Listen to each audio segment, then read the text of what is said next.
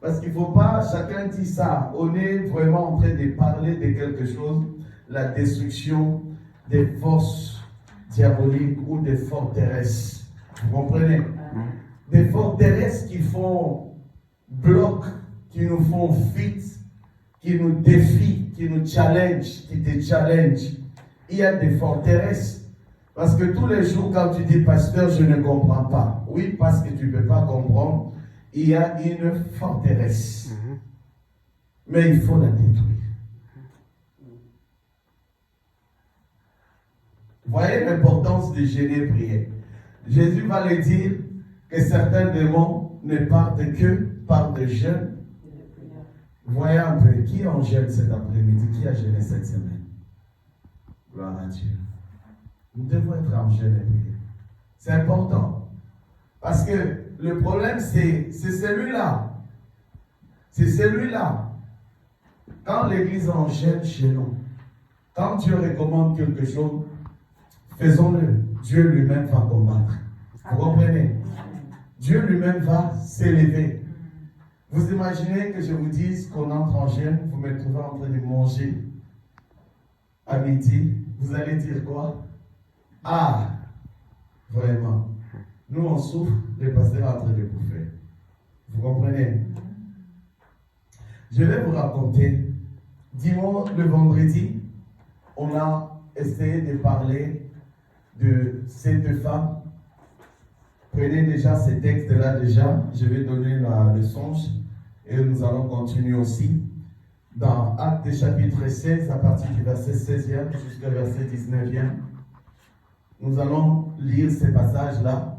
Mais en attendant, écoutez, nous allons parler de cette femme qui était possédée de l'esprit de Python, des serpents. C'est ce que j'ai parlé le vendredi soir. Mais c'est pendant que j'étais en train de dormir la même nuit-là, je vais aller faire, le Seigneur va m'amener à faire un songe. J'étais quelque part. J'ai vu une grande muraille. Mais je ne sais pas vous expliquer si c'était où ou comment. Mais bizarrement, j'ai vu un petit trou dans la muraille. Et lorsque je suis rapproché dans la muraille là, c'est une muraille d'une maison. Ça peut être ta maison, ça peut être la maison de l'église, ça peut être beaucoup de choses. Vous comprenez? Et dans le petit trou, je vais aller voir une queue qui était là-dedans. Et par après, j'avais tiré, vous savez, c'est ce qu'il y avait là-dedans. Il y avait un grand boa qui était dans la muraille. Suivez, lorsque ce boa était tiré dehors, il fallait les tirer, il fallait les taper, il fallait les tuer. Heureusement, il y avait du monde. J'ai vu beaucoup de gens qui étaient là. On a commencé à ramasser des pierres pour tuer ces boas. Bizarrement, le boa avait des têtes. Suivez. Et pendant que j'étais en train de regarder, j'ai vu des gens ramasser des pierres. Et quand chaque fois on jetait quelque chose sur le boa était en train de se transformer, cet esprit. Il était un boa, un serpent géant. Il s'est transformé en lion. Et non seulement il s'est transformé en lion, et il s'est transformé en chien à rager. Et à chaque fois qu'on le tapait, il s'est prenait une autre force. Je viens tout simplement vous parler cet après-midi de la part du Seigneur. Croyez-moi, croyons dans le Seigneur, que Dieu est en train de nous donner la victoire. Amen. Sur beaucoup de forteresses. Alléluia. Je ne sais pas ce qui était caché dans ta destinée. Je ne sais pas ce qui était en train de te donner, mais c'est ce que je sais, l'esprit de Python, l'esprit qui se transforme, qui prenait plusieurs formes, a été démasqué. La Bible déclare que ce qui est révélé est triomphé. Amen. C'est ce que nous avions maintenant la victoire sur cette forteresse. Je crois que vous allez dire un grand amen.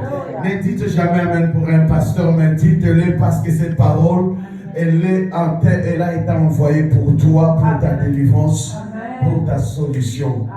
C'est ce qui était caché, c'était les esprits de serpents, c'était les esprits de lions pour te déchirer. Et vous savez, la particularité aussi, merci Saint-Esprit, la particularité d'un serpent, d'un boa, c'est que c'est des animaux, c'est des ennemis géants capables d'avaler. Mais par interprétation spirituelle, nous pouvons aussi dire que c'est le temps où que ce qui a été avalé est en train d'être vomi sur ta vie. Que Dieu permette que ce qui a été volé dans ta vie, là, qui a été avalé. Parce que, vous savez, merci Seigneur, vous allez voir que tous ces géants-là, chaque famille, je le disais dernièrement, chaque famille a ses mythes, chaque famille a ses totems. Vous allez voir dans certaines familles, leur totem, c'est le serpent, c'est le boa. Vous comprenez? Donc, quand on te dit que c'est un serpent boa, ce que nous savons, en réalité, ce serpent est capable d'avaler. Elle a avalé beaucoup de destinées des gens. Elle peut avaler des mariages. Elle peut avaler la maternité de quelqu'un. Elle peut avaler les affaires. Elle peut avaler l'argent. Elle peut avaler la santé. Elle peut avaler la profession. Elle peut avaler des foyers. Elle peut avaler. Mais nous déclarons cet après-midi, nous déclarons la destruction de tous ces géants-là au nom de Jésus. Nous déclarons cet après-midi l'abolissement de toutes les bénédictions. Je déclare que ce qui t'a été volé, qui dormait dans un géant, cela a été vomi parce que le géant a été démasqué. Ah, mon Dieu, mon roi. Que Dieu démasque cet après-midi. Que ces jeunes puissent démasquer tous les géants qui combattaient cette église. Ils sont maintenant démasqués dans le miracle. Ils sont maintenant démasqués. Tous les géants qui combattaient l'avenir de nos enfants. Ah, je croyais qu'il y avait des parents pour dire qui sont maintenant démasqués. Que tous ceux qui combattaient ta vie professionnelle, ils sont maintenant démasqués. Que tous ceux qui étaient en train de combattre ta santé, ils sont maintenant démasqués. C'est le temps de les lapider. La Bible déclare dans 1 Jean chapitre 3, oui, que le Fils de l'homme est apparu pour détruire les œuvres de diable. Le Fils de l'homme est apparu pour détruire les géants. Le Fils de l'homme est apparu pour détruire les poissons géants. Que tous les totems, que tout le mythe, que toute la diabloterie, que tout pouvoir qui était en train d'intercaler ta main, que cela est renversé, cela est démasqué maintenant au nom de Jésus. Que toute puissance de serpent qui est en train de contrôler vos vies, depuis l'Afrique jusqu'à l'Europe, que ces forces soient en train d'être démasquées. Que cela traîne de feu là et ça. Nous détruisons le temple satané, le temple de la sorcellerie de ta famille, la cabine de tes oncles et de ta. Derrière ce géant, l'Éternel est en train de le démasquer. Vous allez voir, il y a des esprits qui contrôlent des vies, qui contrôlent des foyers. Des gens sont au courant de tout ce que tu fais ici. Ce que tu fais avec ton mari et ta femme, personne ne le sait dehors. Mais les gens des pays sont capables de t'appeler. Oh, vous avez fait ceci. C'est des géants, c'est des forteresses.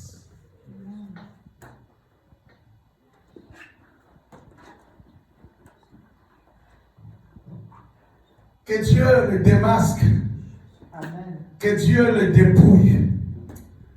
Que Dieu le désarme. Que ton ennemi soit désarmé.